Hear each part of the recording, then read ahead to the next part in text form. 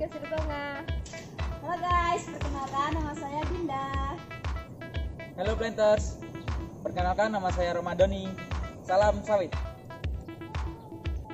Salam Planters. Hai, nama saya Rangga Bima Prakoso.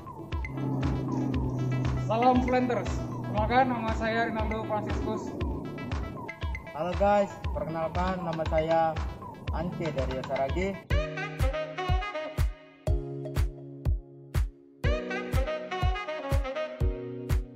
Salam Planters, kami dari kelompok 1. Kami akan melakukan penyuluhan dengan tema yaitu meningkatkan produktivitas kelapa sawit. Mari kita simak videonya. Ayo.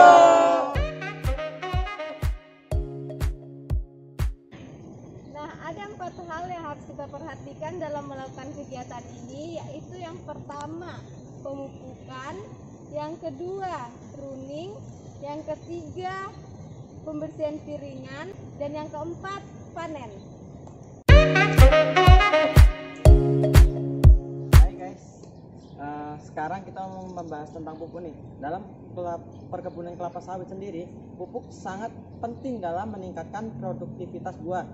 Nah, selain itu, pupuk juga bisa merangsang tumbuhnya akar, vegetasi batang, merangsang pertumbuhan bunga, merangsang tumbuhnya daun. Nah, biasanya pupuk apa aja sih yang biasa digunakan dalam perkebunan kelapa sawit? Di antaranya adalah pupuk urea, pupuk NPK, pupuk dolomit, dan sebagainya.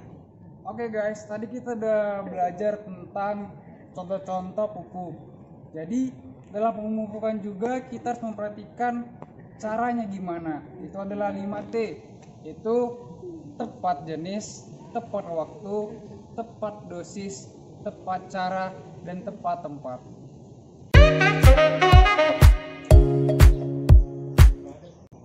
Oke, baik, selanjutnya yaitu pada bagian pruning. Nah, pruning adalah pemangkasan pelepah kelapa sawit yang sudah tua atau sudah tidak produktif lagi. Nah, seperti yang teman-teman lihat di samping saya, ini ada salah satu contoh pohon kelapa sawit yang sudah tidak produktif. Nah, boleh kalian lihat di atas. Nah, seperti ini adalah salah satu contoh yang buruk. Jadi jangan ditiru ya teman-teman. Nah, seperti ini akan membuat pohon kelapa sawit yang pertama tidak enak dipandang mata. Nah, yang kedua, kalau seperti ini untuk bagian pemanenan itu sangat sulit. Pohonnya tinggi, jelek pula. Nah, lagian kalau tinggi seperti ini kan susah kita membuangnya. Nah, makanya pruning itu bisa dilakukan sekalian pas kita memanen. Nah, memanen itu kan buahnya kita turunkan. Nah, lalu pelepahnya itu kita pruning.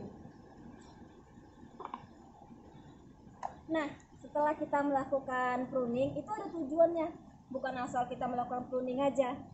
Nah, yang pertama yaitu untuk memaksimalkan cahaya matahari yang akan diterima oleh kelapa sawit. Yang kedua itu untuk unsur hara. Nah, bisa kita melakukan pemupukan nih. Nah, agar unsur hara yang diserap oleh kelapa sawit itu maksimal diterima oleh pelepah. Misalnya nih kita mupuk nih, terus diterima oleh pelepah yang sudah tidak produktif, maka akan sia-sia. Dimana kita ketahui pemupukan itu memerlukan biaya yang besar, tentu akan merugikan bagi kita petani kelapa sawit.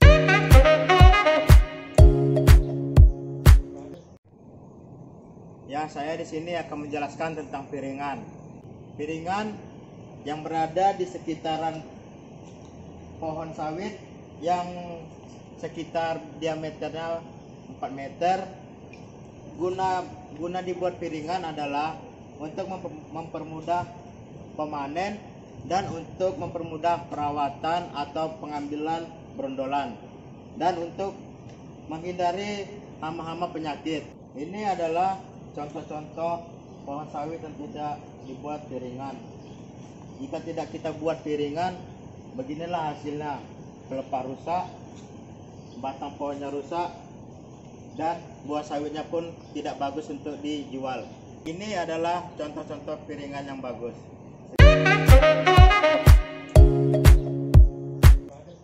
Panen adalah suatu kegiatan terakhir dari produksi kelapa sawit. Dengan hitungan panen yang baik dan benar, kita dapat menghasilkan produksi panen yang tinggi. dengan melakukan yang baik. Contohnya pada tanaman kelapa sawit muda dengan melakukan songgo 2 atau 3, dan tanaman tua kita melakukan dengan songgo 1. Dalam panen terdapat kriteria buah masak, yaitu 1 kg dengan 1 brondol dan berwarna merah.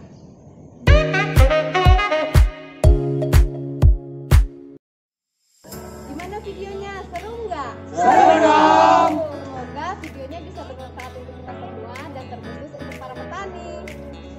Terima kasih.